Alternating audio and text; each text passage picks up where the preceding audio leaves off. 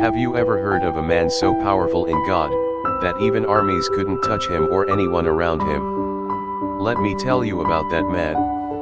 His name was Samuel, and the power of God worked mightily through him. It all began when David, the young warrior, was running for his life.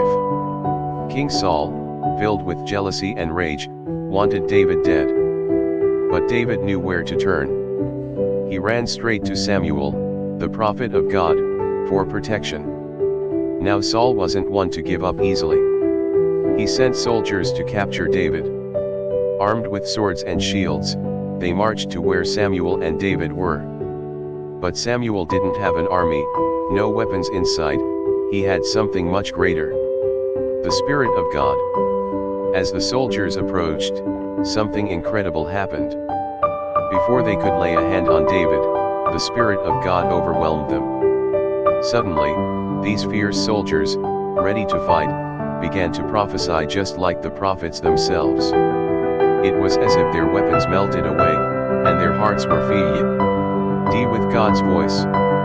Saul was furious. He sent another group of soldiers. Again, God's Spirit stopped them in their tracks, causing them to prophesy.